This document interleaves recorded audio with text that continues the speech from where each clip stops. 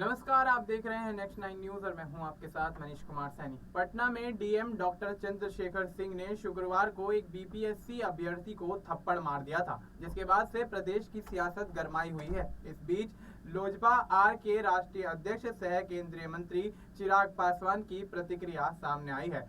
औरंगाबाद के कुटुंबा में शनिवार को एक कार्यक्रम के दौरान चिराग पासवान ने कहा कि पटना डीएम द्वारा परीक्षार्थी को थप्पड़ मारना कहीं से भी जायज नहीं है। इसकी जांच होनी चाहिए, क्योंकि लोक जनशक्ति पार्टी छात्रों के भविष्य के साथ खिलवाड़ कतई बर्दाश्त नहीं कर सकती है। केंद्रीय मंत्री चिराग पासवान ने राजद अध्यक्ष लालू प्रसाद यादव द्वारा मुख्यमंत्री नीतीश कुमार की यात्रा पर की गई टिप्पणी पर भी अपनी प्रतिक्रिया दी। उन्होंने कहा कि ये बिहार में उपचुनाव में महागठबंधन की करारी हार की टीस है, जो वर्ष 2025 के विधानसभा चुनाव के हार की संभावनाओं को लेकर अंदर की बौखलाहट से उपजती हुई नजर आ रही है।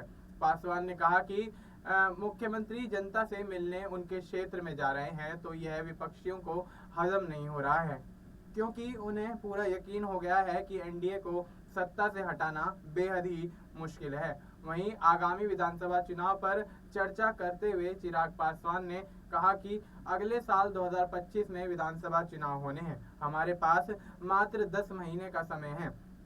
इन 10 महीनों में अपने गठबंधन को मजबूती प्रदान करने के लिए नए संकल्प के साथ जुड़ना है और राज्य के प्रत्येक जिले के प्रत्येक गांव के घरों में जा जाकर सरकार की उपलब्धियां बताते हुए यह जानकारी भी देनी है कि कौन सी गठबंधन सरकार उनके हित की बात को सोचती है।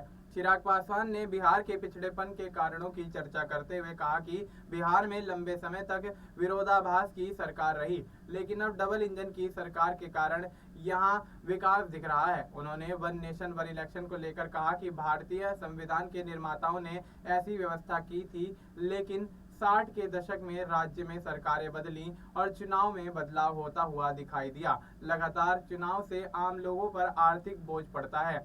सेना के जिन जवानों को सीमा सुरक्षा में रहना चाहिए, उन्हें इलेक्शन के लिए इधर उधर जाना पड़ता है। उन्होंने कहा कि अभी 5-6 महीने पहले लोकसभा चुनाव हुए, उसके बाद हरियाणा और जम्मू कश्मीर, फिर झारखंड एवं महाराष्ट्र के चुनाव हुए। अब हम दिल्ली के चुनाव की तैयारियों में लगे हैं, फिर बिहार में चुनाव होंगे। यह सिलसिला लगातार चलता रहेगा, जो कहीं से भी सही नहीं है। अब ऐसे में चिराग पासवान जिस तरह से तमाम बड़े दावे करते हुए नजर आ रहे हैं, देखना यही होगा कि बिहार के विधानसभा चुनाव में क्या एक बार फिर से एनडीए की सरकार बनती हुई नजर आएगी या फिर इंडिया गठबंधन बाजी मारता हुआ नजर आएगा। फिलहाल आपको इस मुद्दे पर क्या कुछ लगता है, आप अपनी राय हमें कमेंट करके बता सकते हैं। बाकी देश और दुनिया से जुड़ी तमाम जानकारी के लिए आप देखते रहिए नेक्स्ट 9 न्यूज।